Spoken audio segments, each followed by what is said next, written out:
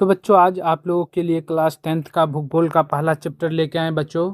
इकाई 1 का जो है भारत संसाधन एवं उपयोग। ठीक है बच्चों, भूगोल का पहला चैप्टर है भारत संसाधन एवं उपयोग। तो आइए बच्चों आज हम लोग संसाधन के बारे में जानेंगे। तो संसाधन बच्चों हेडिंग देंगे संसाधन, और इसमें लिखेंगे मानवीय आवश्यकताओं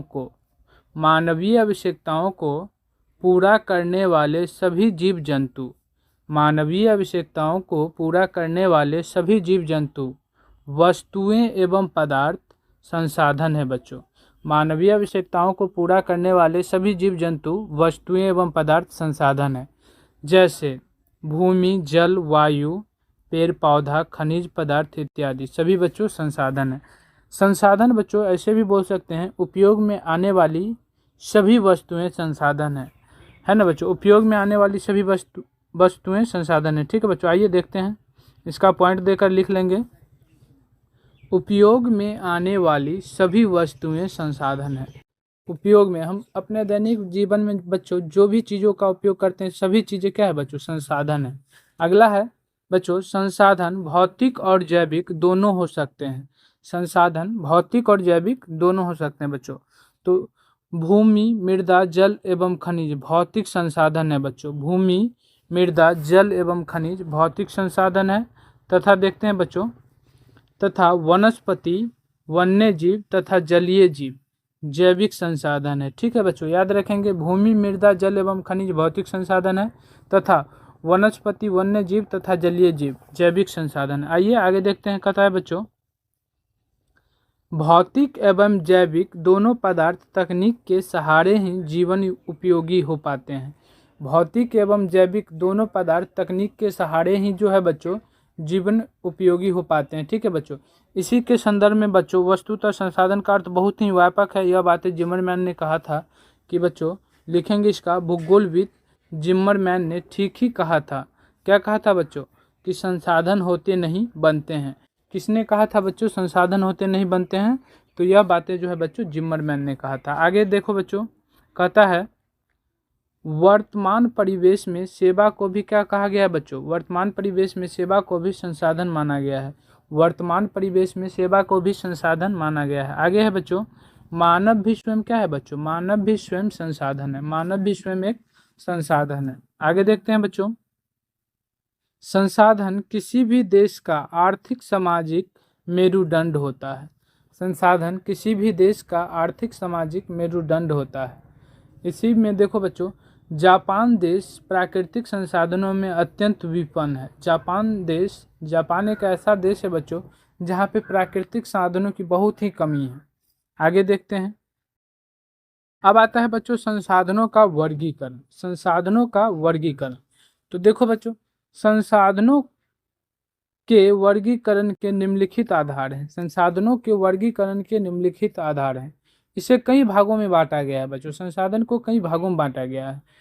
पहला है बच्चों उत्पत्ति के आधार पर, है ना, पहला है उत्पत्ति के आधार पर। तो उत्पत्ति के आधार पर बच्चों संसाधन को उत्पत्ति के आधार पर संसाधन दो प्रकार के होते हैं। उत्पत्ति के आधार पर संसाधन दो प्रकार के होते हैं। पहला होता है बच्चों जैव संसाधन। पहला है जैव संसाधन। तो जैव संसाधन किसे कहेंगे बच्चों, तो इसमें लिखेंगे सजीव वस्तुओं के समूह को जैव संसाधन कहा जाता है। सजीव वस्तुओं के समूह को जैव संसाधन कहा जाता है। जैसे मनुष्य, मत्स्य, वनस्पति, पशुधन आदि, ये सभी जो है बच्चों जैव संसाधन के उदाहरण हैं।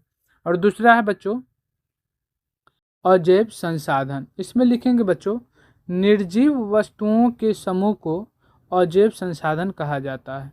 निर्जीव वस्तुओं के समूह को बच्चों अजैव संसाधन और सजीव वस्तुओं के समूह को जैव संसाधन कहा जाता है। निर्जीव वस्तु के समूह को क्या कहा जाता है बच्चों, निर्जीव वस्तुओं के समूह को अजैव संसाधन कहा जाता है। जैसे चट्टान, धातु एवं खनिज आदि। ठीक है बच्चों, अगला है उपयोगिता के आधार पर। बच्चों इसके आधार पर भी संसाधन को बांटा गया है, उपयोगिता के आधार पर। इसमें लिखेंगे उपयोगिता के आधार पर संसाधन के दो वर्ग में होते हैं। उपयोगिता के आधार पर संसाधन के दो वर्ग होते हैं। पहला है बच्चों नवीकरणीय।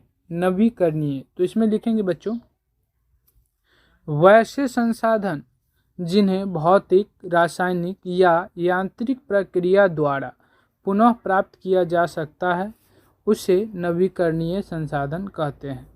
या बच्चों ऐसे भी इसे लिख सकते हैं, जिसे पुनः प्राप्त किया जा सकता है, वैसे संसाधन जिसे पुनः प्राप्त किया जा सकता है उसे नवीकरणीय संसाधन कहते हैं। जैसे सौर ऊर्जा, पवन ऊर्जा, जल विद्युत, वन एवं वन्य प्राणी आदि, ये सभी ऐसे संसाधन है बच्चों जिसे पुनः प्राप्त किया जा सकता है, दोबारा प्राप्त किया जा सकता है। अगला है बच्चों, आगे देखते हैं।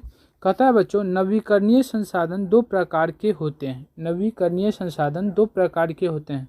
पहला सतत या प्रवाह, जो जल या पवन बच्चों सतत या प्रवाह संसाधन के उदाहरण है।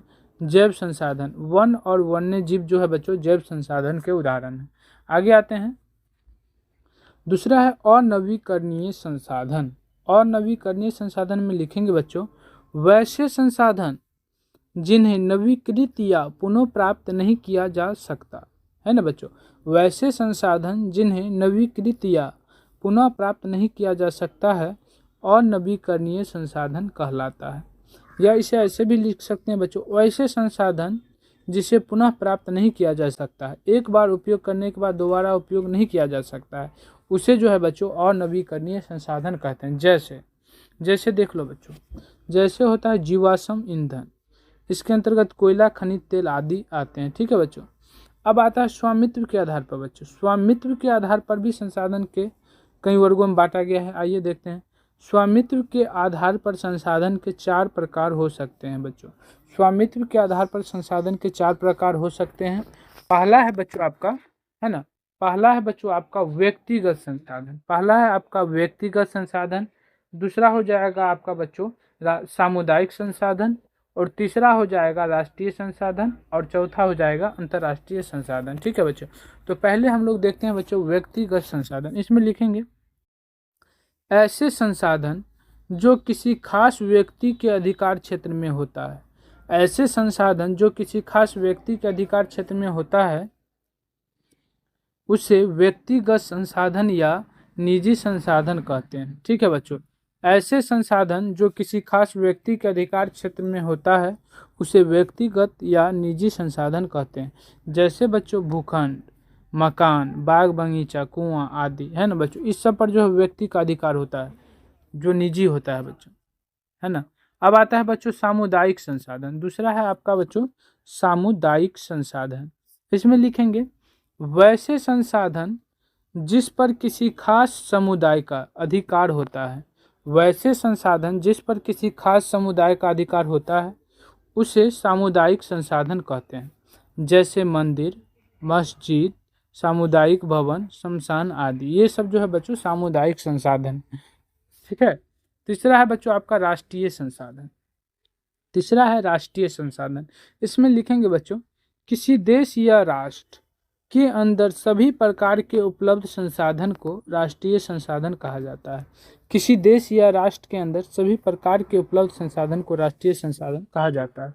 चौथा है आपका बच्चों अंतर्राष्ट्रीय संसाधन। चौथा है अंतर्राष्ट्रीय संसाधन। इसमें लिखेंगे वैसे संसाधन जिस पर अंतर्राष्ट्रीय संस्था या नियंत्रण होता है। वैसा संसाधन जिस पर अंतर्राष्ट्रीय संस्था का नियंत्रण होता है। वैसा संसाधन बच्चों जिस पर अंतर्राष्ट्रीय संस्था का नियंत्रण होता है उसे अंतर्राष्ट्रीय संसाधन कहते हैं, है ना बच्चों। वैसा संसाधन जिस पर अंतर्राष्ट्रीय संस्था का नियंत्रण होता है उसे अंतर्राष्ट्रीय संसाधन कहते हैं। देखो बच्चों कुछ ऑब्जेक्टिव का पॉइंट लेके आए हैं, इसको देख लेते हैं। कहता है बच्चों समुद्र तट से दूर 19.2 किलोमीटर क्षेत्र के अंदर, समुद्र तट से दूर 19.2 किलोमीटर क्षेत्र के अंदर पाए जाने वाले संसाधनों को राष्ट्रीय संसाधन कहते हैं, है ना बच्चों। समुद्र तट से दूर 19.2 किलोमीटर क्षेत्र के अंदर पाए जाने वाले संसाधन को बच्चों राष्ट्रीय संसाधन कहते हैं। तुम ये भी लिख सकते हो बच्चों राष्ट्रीय संसाधन में।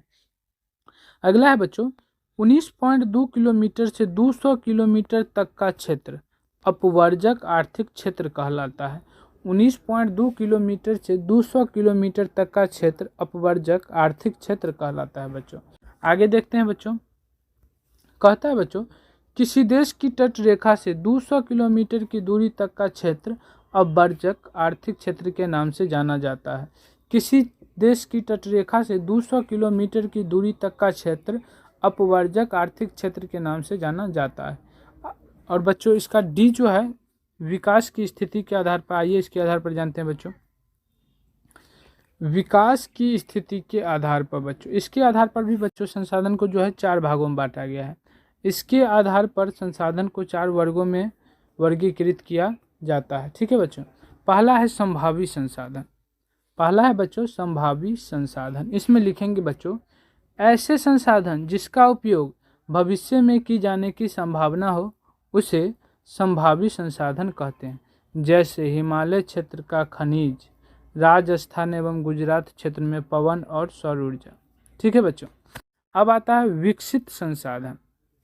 विकसित संसाधन किसे कहेंगे बच्चों? विकसित संसाधन, तो इसमें लिखेंगे जिन संसाधनों को ढूंढकर उनका उपयोग किया जाता है, जिन संसाधनों को ढूंढकर उनका उपयोग किया जाता है उन्हें ज्ञात या विकसित संसाधन कहते हैं। उन्हें ज्ञात या विकसित संसाधन कहते हैं। जैसे असम, बॉम्बे हाई, गुजरात के तेल कूपों से पेट्रोलियम। ठीक है बच्चों, तीसरा है आपका बच्चों भंडार संसाधन।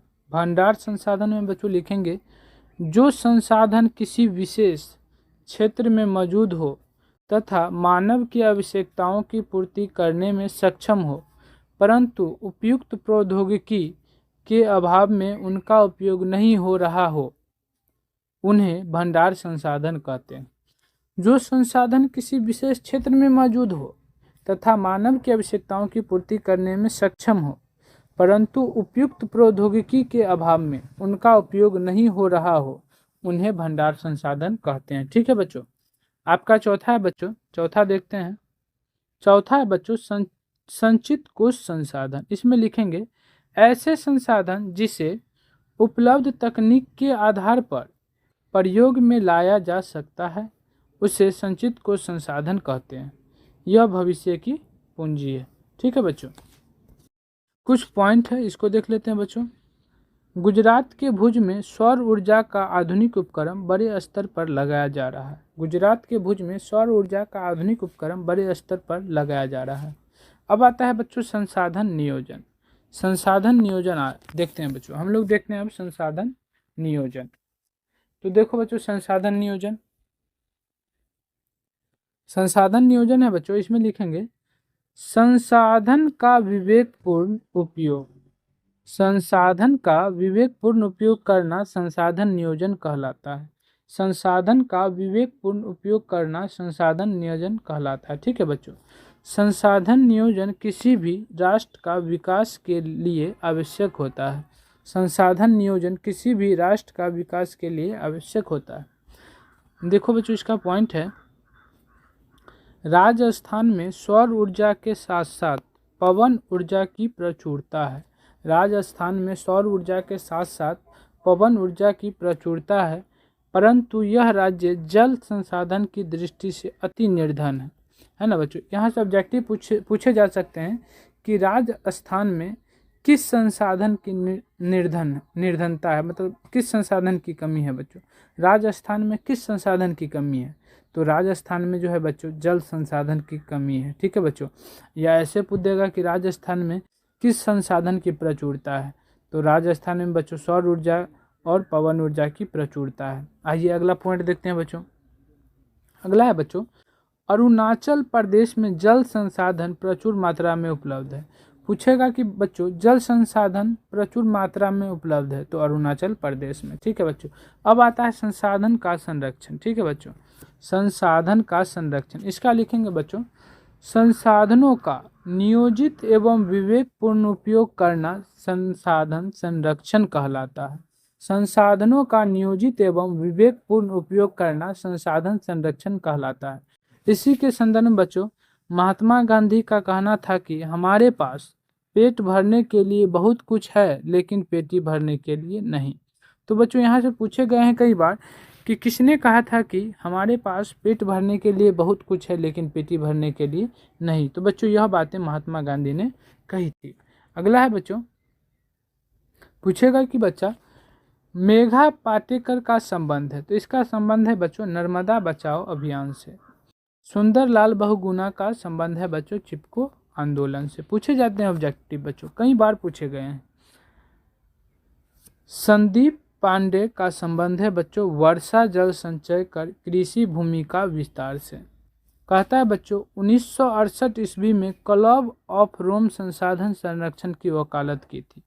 संसाधन संरक्षण की वकालत किसने की थी बच्चों? क्लब ऑफ रोम ने। कब किया था बच्चों? 1968 ईस्वी में।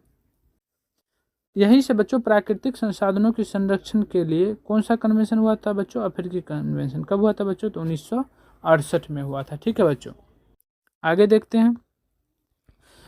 क्वेश्चन है बच्चों स्मॉल इज ब्यूटीफुल पुस्तक के लेखक शुमशेर ने 1974 ईस्वी में की।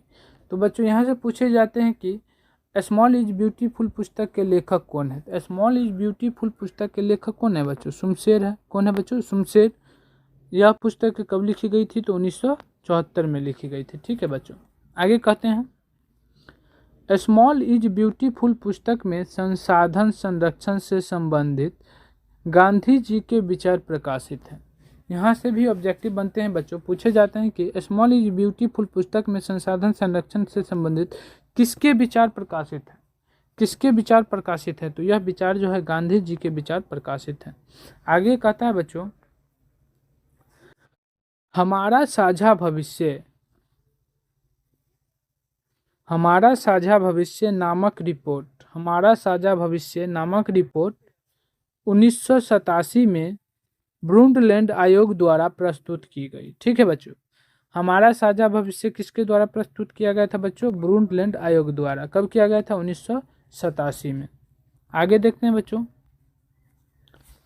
पर्यावरण संरक्षण हेतु सर्वप्रथम स्टॉकहोम में विश्व शिखर सम्मेलन 1972 ईस्वी में आयोजित हुआ था बच्चों। विश्व शिखर सम्मेलन कब हुआ था बच्चों? विश्व शिखर सम्मेलन जो है 1972 ईस्वी में हुआ था।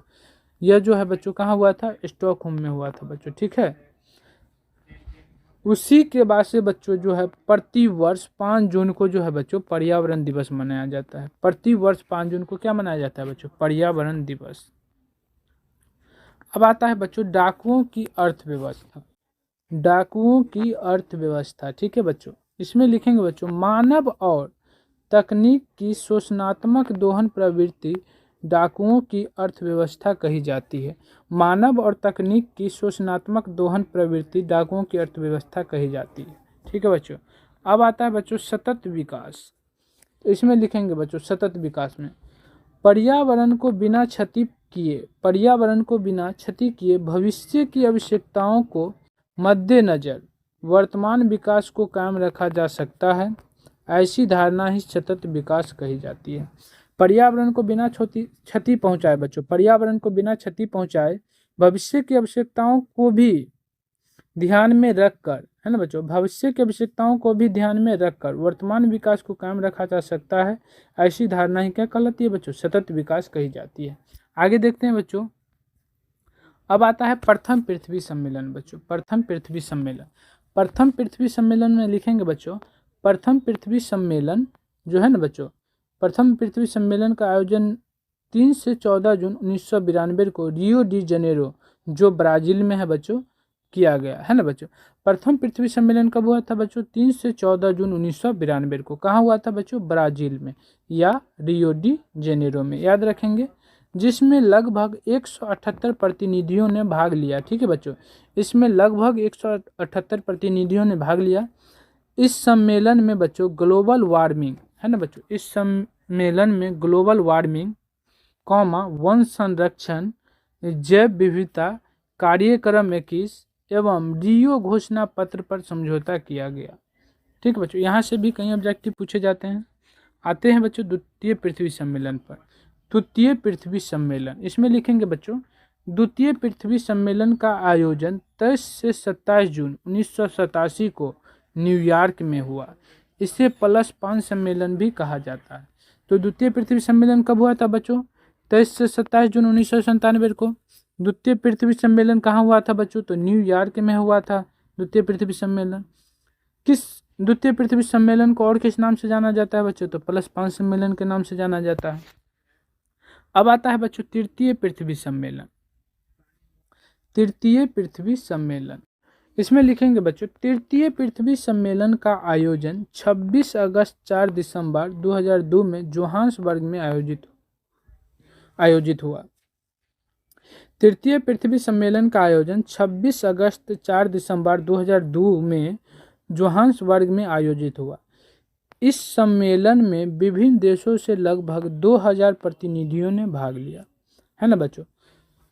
अब आता है क्योटो सम्मेलन। इसमें देखते हैं बच्चों, क्योटो सम्मेलन जो है बच्चों दिसंबर 1997 में पृथ्वी को ग्लोबल वार्मिंग से बचाने के लिए जापान के क्योटो में सम्मेलन आयोजित हुआ, जिसमें 159 देशों ने भाग लिया।